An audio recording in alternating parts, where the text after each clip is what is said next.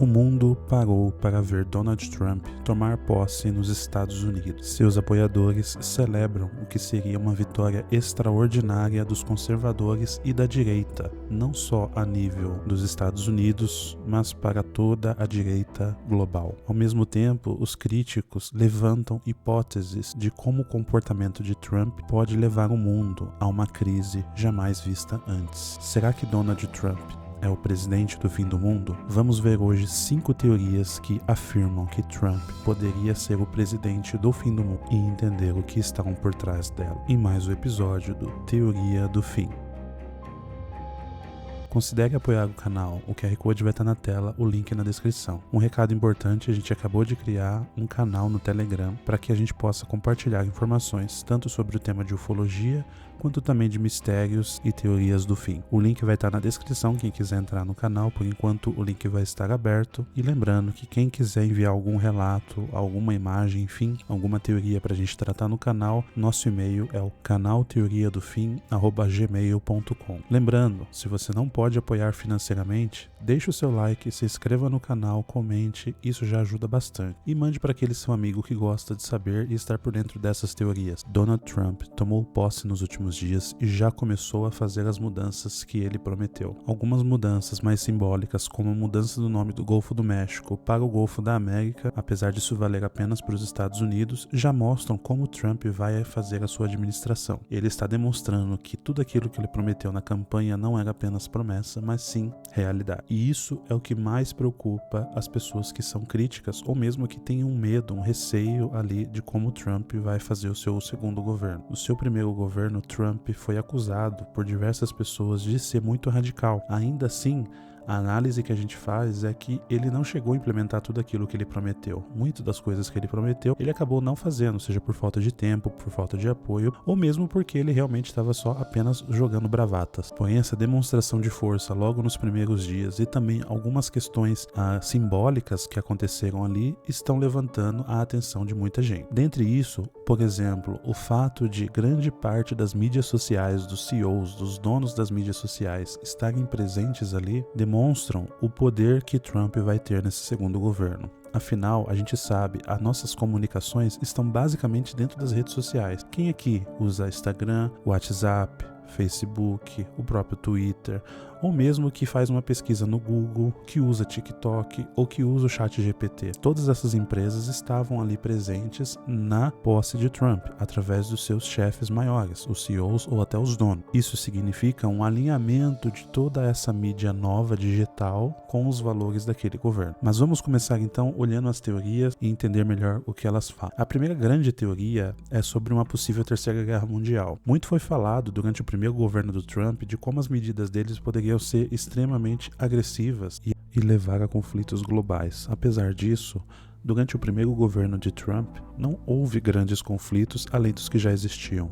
Porém, países como a Coreia do Norte, onde Trump chegou a ser o primeiro presidente americano a fazer uma visita, continuam em aberto. E nos últimos anos o governo coreano continua demonstrando o seu poder. Casos também como Irã, China com Taiwan, por exemplo, continuam sendo grandes conflitos. E não podemos esquecer da invasão da Rússia na Ucrânia. Além, é claro, do conflito Gaza e Israel, que eu já vou comentar um pouquinho mais quando a gente for falar da quarta teoria, que fala sobre o anticristo, então fique ligado. Daqui a pouco a gente vai falar sobre isso. A teoria, então, diz que do jeito que Trump está tratando belicamente, ou seja, ele está ameaçando diversos países com diversas medidas, como essa questão do México, que é um pouco mais simples, mas também ele falou sobre a Groenlândia, falou sobre a Europa, falou sobre a Rússia, falou sobre Israel. Se ele começar a colocar isso em prática, isso pode sim entrar em conflito com outros países, que poderia acabar desencadeando conflitos que hoje estão, vamos dizer assim, aguardando uma oportunidade, como por exemplo o conflito entre Taiwan e China. Será que essa paz que ele promete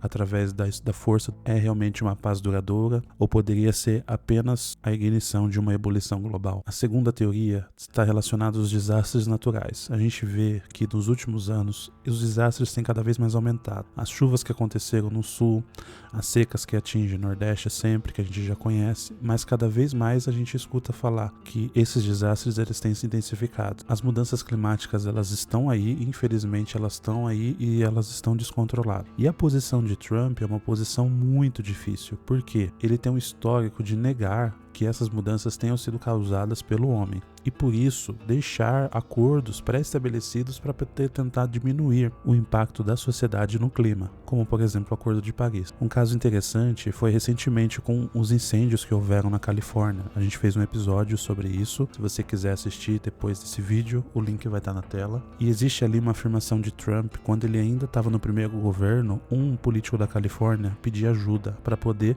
fazer etapas de prevenção de incêndio. Segundo esse político, por causa do aquecimento global, o risco de incêndio estaria aumentando. A resposta de Trump foi: não vai estar aumentando a temperatura e esse risco não existe, isso que quem está dizendo não tem provas. E aí, quando ele foi argumentado sobre que isso seria uma posição científica, né, um estudo, ele disse: não, esse estudo está errado, nem sempre a ciência está certa nesse tipo de assunto. Esse tipo de postura pode acabar piorando a questão da gestão desses desastres. Eu não acredito sinceramente que ele simplesmente vai abandonar tais medidas, mas essa postura pode acabar reforçando para algumas pessoas que isso não existe, e quando o desastre acontecer vai ser tarde demais. A terceira teoria fala sobre o colapso da sociedade civil. Aqui a gente está falando basicamente do risco que a sociedade tem em entrar em colapso por não acreditar mais nos seus líderes ou mesmo por não concordar entre si. Vou dar um exemplo bem simples. Quantas pessoas você conhece que votou no Lula? Ou quantas pessoas que você conhece que votou no Bolsonaro? Agora, falando dessas pessoas, quantas delas deixaram de falar umas com as outras, ou mantêm uma certa inimizade, ou preferem não tocar no assunto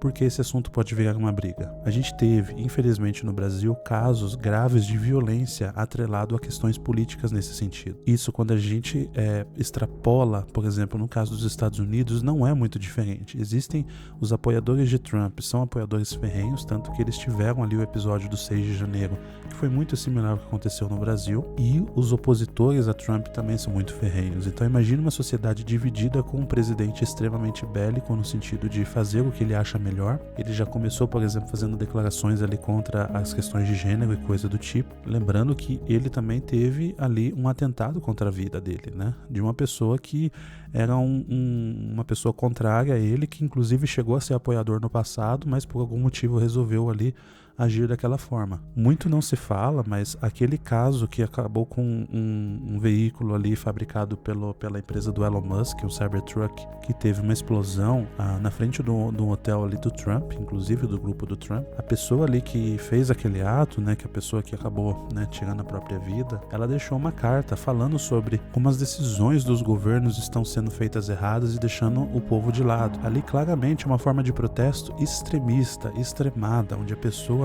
para ela poder chamar a atenção, ela faz isso de uma forma absurda, que é tirando a própria vida e podendo tirar a vida de quem estava ali próximo. Cabe lembrar também do caso onde o CEO de uma grande corporação perdeu a vida em um atentado contra a vida dele, feito por um cara que estava revoltado com as políticas de saúde pública dos Estados Unidos, e no caso ali principalmente com o plano de saúde privado, e que foi transformado em quase um herói para a sociedade, visto que a sociedade sofre muito com essas questões de saúde nos Estados Unidos. Então perceba, esses casos não são isolados, eles estão acontecendo em todos os países, e o próprio Estados Unidos, que tem uma estrutura muito forte para lidar com esse tipo de agressão interna, não está dando conta. Imagine toda a sociedade nesse tipo de revolta, com esse tipo de sentimento. Isso poderia levar a um caos social, levar a uma guerra civil. Agora vamos para a quarta teoria. Essa teoria é um pouco mais difícil de falar porque ela envolve questões bíblicas, questões de crença, questões de fé, mas é importante que a gente fale sobre isso porque até portais de Israel falaram sobre isso. Trump poderia ser então o anticristo? O conceito do anticristo seria uma pessoa que viria em um primeiro momento para poder selar a paz. Então ela seria reconhecida por todos como uma pessoa que veio para salvar a humanidade daquilo que ela estava passando, e por um grande momento ali seria feito um acordo de paz, e essa pessoa seria uma espécie de líder global, uma pessoa que seria capaz de convencer, por exemplo, países a parar guerras, conseguir reunir a maioria das pessoas e, em teoria, nesse período estar enganando as pessoas,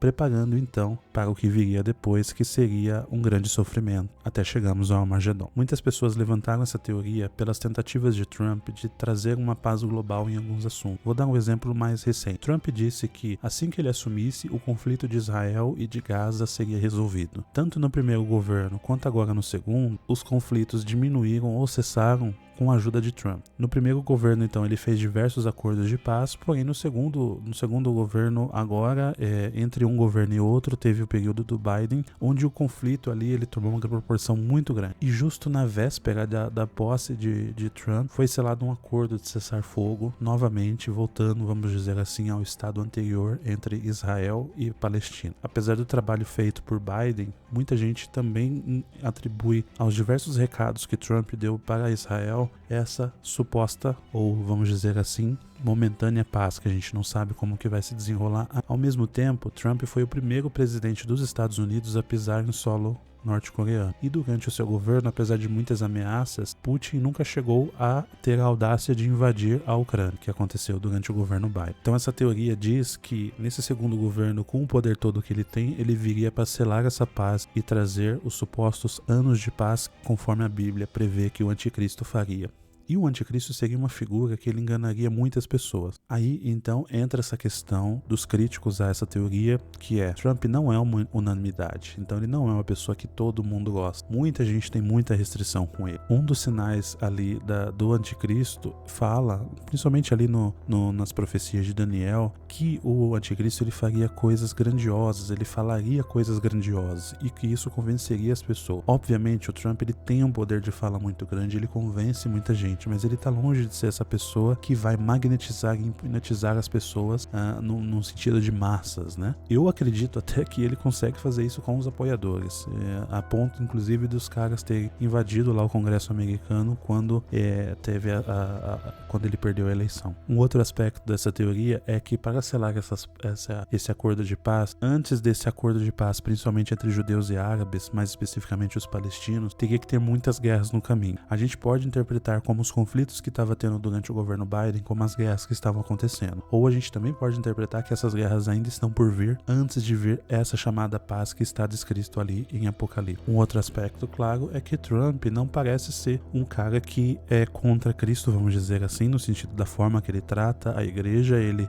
tende a ser muito respeitoso em relação à igreja. Aqui um detalhe interessante é que fizeram uma comparação entre o juramento que ele fez no primeiro mandato e no segundo, onde na maioria das vezes a pessoa ela tem que pôr a mão sobre a Bíblia e uma outra mão para cima, no sentido de estar jurando sobre a Bíblia, sobre o seu mandato. E no segundo mandato agora, ele não colocou a mão na Bíblia. São pequenas coisas que acabam alimentando essas teorias. E por fim, a quinta e última teoria, não é bem uma teoria, mas é um fato que aconteceu que pode estar correlacionado. Os OVNIs que estariam vigiando Trump. Quem acompanha aqui o canal sabe que a gente fez uma cobertura extensa ali dos OVNIs sobre Nova Jersey, Nova York, Filadélfia, enfim, diversos ali locais dos Estados Unidos. E o que ganhou bastante destaque é que esses OVNIs também estavam sobrevoando propriedades ali do Trump, né, que ele tem nessas regiões, instalações nucleares, instalações energéticas e instalações militares. Inclusive eu fiz um vídeo recente ali falando sobre a promessa do Trump de revelar o que são esses OVNIs logo no primeiro dia do seu governo. Vamos ver o quanto que essa promessa se cumpre nos próximos dias. A ideia por trás dessa teoria é que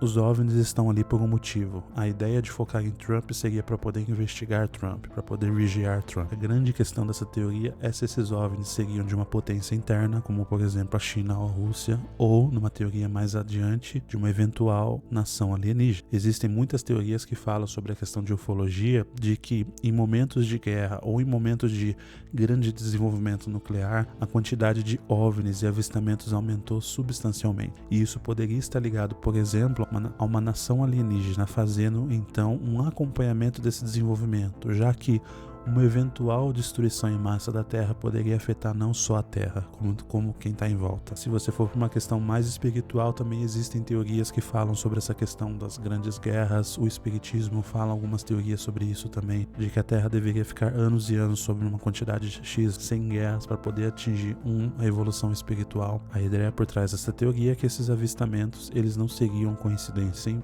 parte de um grande plano para vigiar e também para acompanhar o desdobramento desses acontecimentos conhecimento. Essas são as teorias que eu quis trazer. O que você acha dessas teorias? Você concorda com alguma delas? Escreva nos comentários o que você acha, se você concorda. Se você tem alguma teoria sua, escreva aí também que eu gostaria de ler. A gente pode comentar e eventualmente até fazer uma segunda parte desse vídeo com as atualizações do que vem acontecendo. Entre no nosso grupo do Telegram para acompanhar as atualizações. A gente sempre vai estar postando notícias do que está acontecendo no mundo, tanto na ufologia quanto relacionado a mistérios, fim e tudo isso que a gente gosta de falar aqui. Se você tiver o seu relato, não se esqueça de mandar um e-mail, repetindo, canal teoriadofim@gmail.com. Deixe o seu like, se inscreva no canal, é muito importante, pessoal. Se você está assistindo, você se inscreva no canal para o nosso canal ganhar aí relevância, audiência, e a gente poder manter esse trabalho. E o seu like também é muito importante. Compartilhe com sua família, com seus amigos, por quem se interessa por esses temas. Muito obrigado por ter acompanhado até aqui e até o próximo episódio.